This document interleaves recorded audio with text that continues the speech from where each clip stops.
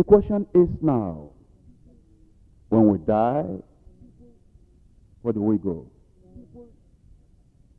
There have been people that have said, when somebody dies, he dies like a dog. He dies like an animal. He doesn't have a place to go. At school, when I was in the secondary school, they trained us and taught us that there is no God, there is no heaven, there is no hell, there is no prayer, there is no supernatural, there is no miracle. And the principle, he taught us in such a way that we really, most of us who were children, were surprised because he had the command of English. He had a background. He had traveled wide. He had the respect and the honor. And when we children listen to that man, and he'll give illustrations from all over the world, and he gave us some names. And when he gave us those names, I was just a student. I wasn't even born again. But I was a little bit religious. Eventually, when I grew older, I wanted to check off myself because he had taught us how to check off things. How to read encyclopedias, how to read historical books, how to read biographies. We were trained to do that at school. And so I decided that all these people that our principal at school mentioned, I'm going to check up on them. And one man that he mentioned, a terrible, terrible atheist. And I began to read, searching out, and I discovered this book, The Words of Dying Men, Saints and Sinners. You can write that down. The last words of saints and sinners. That's the words that people said. That writer collected all those things together. What people said. When John Wesley was going to die, what he said. When this atheist was going to die, what he said. When this other person was going to die, what he said. Big book. And I saw the name of this man that our principal had been telling us, that he didn't believe in God. He challenged God. You know what happened? When that man was about to die, he began to see the torture, the suffering of hellfire. Before he even got to that hellfire, and God opened his eyes to see that ahead of him lay the fiery furnace. And he began to talk aloud. He began to cry aloud. And he said, oh, if I had words, I will give it. If I could recollect all the books I've written against God. But now I'm forsaken by God, I'm forsaken by men, and the tortures and the torment of hell, the grief will get hold on me. And he began to cry, who will deliver him? That's how he died. And this principal told us, he only told us about what he did in his younger days. Only told us how he was able to write, abuse God, and nothing happened. He didn't know about how he died. I read of another man that our principal had told us. And this man, when he was about to die, they hid him in a separate hospital room. And the nurses, the attendants were going to him just to attend to him. And so they covered up because he was a popular atheist. Terrible, terrible man. Could say anything. He spoke against Christianity. He spoke against the Bible. In fact, before he died, he said, that's when he was still, before he was sick. You know, people will say anything before they are sick. People will dream anything before they are sick. He said before he became sick, before he came into that terrible condition, he said, in 50 years, the Bible will be a museum piece. The Bible will be forgotten. You know, some people like that when they talk, they say, if God is there, let him strike me on the head. God is not like that. You don't know God. God can fight a man with ordinary fly. Look at Pharaoh. Who is that God? That I will obey him. And God said, Moses, we have a long way to go. I'll convince him. You'll think that God will set up a mighty army and fight against Pharaoh. No, God doesn't need to do that. One day he sent flies, covered the whole land, covered all the pots, covered all the kitchen, covered all the bedroom, covered everywhere. And Pharaoh said, pray for me. And after that he sent frogs. They came out of River Nile. They came out of everywhere. Frogs everywhere. And Pharaoh said, please entreat the Lord for me this time. And Moses said, glory over me. When will I do that? He said, tomorrow. He said, according to my word, by this time tomorrow, everything is gone. And eventually God subdued that man. Until even the magicians were telling him, King, this is the finger of God. They said, who is that God? We are telling you. Moses could not give you the answer, but we, your own magicians, are telling you, this is the finger of God. God. Some people talk carelessly, and they say, what will that God do? I pity you. So you see, that man that I was talking about, the atheist, he said, the Bible will be a museum piece in 50 years. When he was going to die, it was a terrible thing. People didn't know it, but the writer of that book, I told you to write that now, which you can check up later, he met one of the nurses that attended to that man when he was going to die and said, do you know about so-and-so? He said, yes. She said, yes. Did you remember when he died? And the woman said, I do not even want to remember the agony, the torture. It was terrible. And the woman said, for any amount of money that the hospital will pay her, she will not like to see another atheist die. That even just seeing them cry, seeing their faces, seeing the agony, she wouldn't want to see another atheist die again. That man died and went to hell.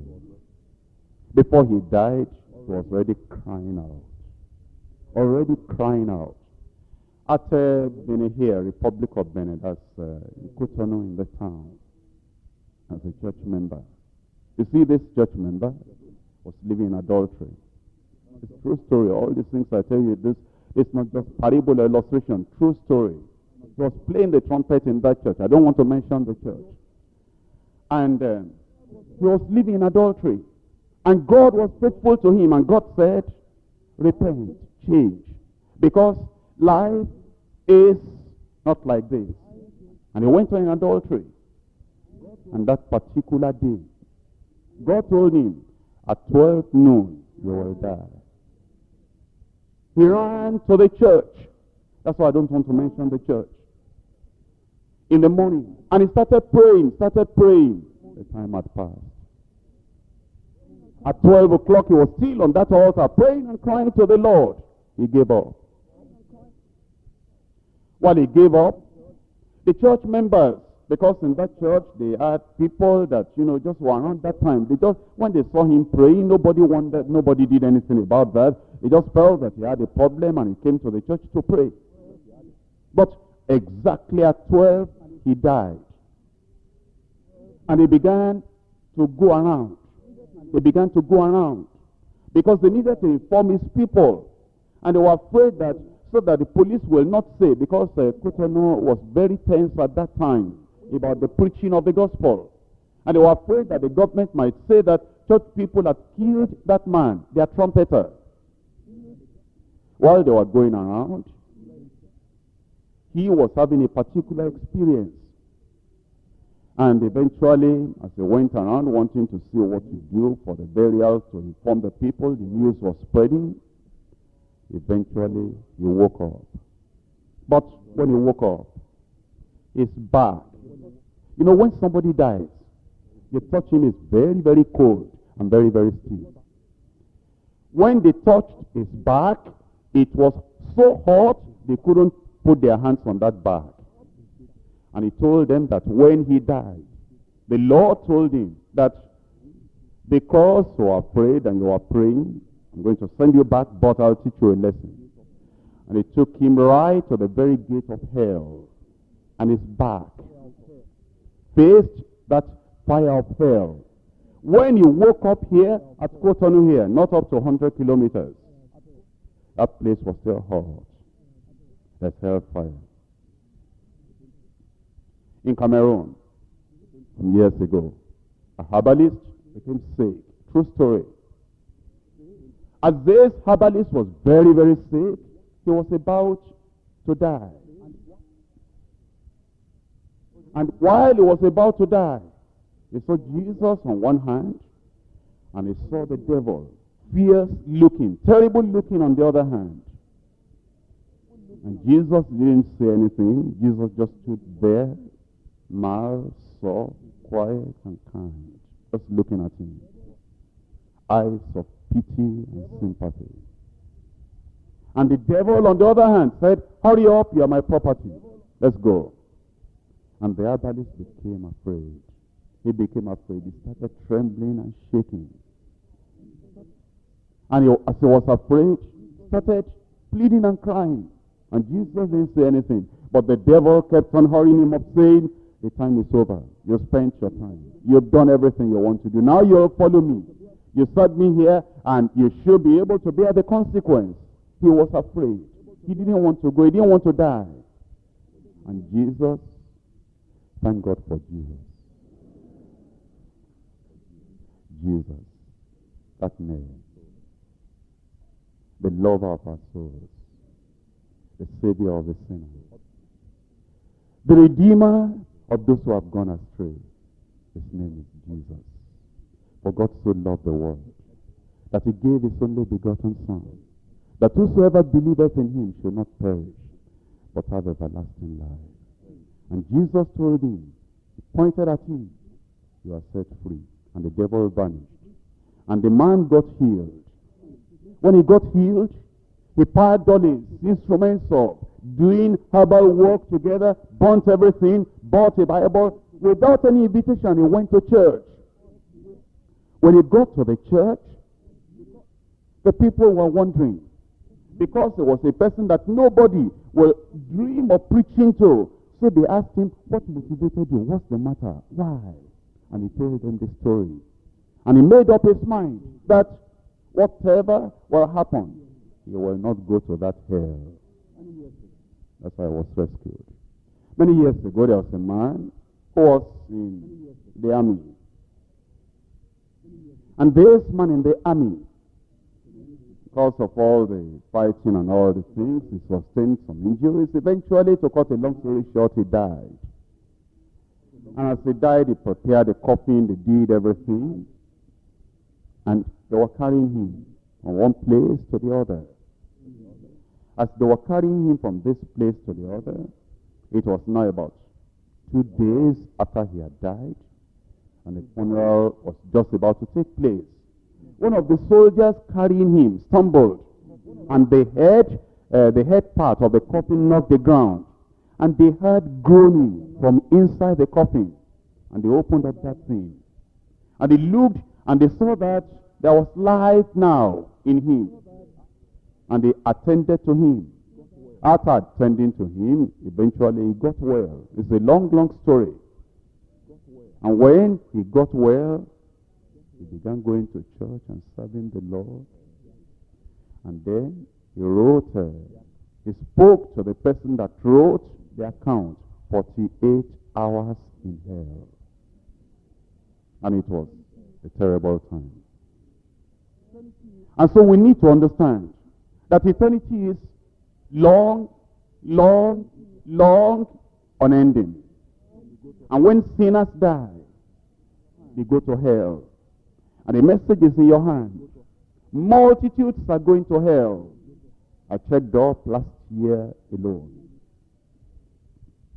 from the Ministry of Health that in Nigeria here, 1.6 million people died. You know the meaning of 1.6 million? That's almost the whole of the population of Republic of Benin. That's almost like half of the population of Togo died in Nigeria alone. And I checked up from state to state. Sometimes you wonder how I could go ahead just preaching and preaching and preaching. Oh, my brothers and sisters, when I see the people that are dying, the people that are dying, the people that are dying. I got from the newspapers last year, from January to December. I told my secretary, you'll help me. I want to keep on my fire, my vision. Get all the papers from January to December and help me type out all the people that died, how they died, what happened to them. I'd like to read them. And my secretary sat on all those papers, and he took the Guardian, he took Daily Times, and he took Concord, and he took all these newspapers, and he cut them out, and he typed them out, and he typed them out, and he gave it to me. I said, thank you, secretary, you are helping my ministry. And when I read that, and read that, and read that, when I finished reading all that, I knew I should continue preaching. People are dying. People are dying. People are dying. And you know, if they die,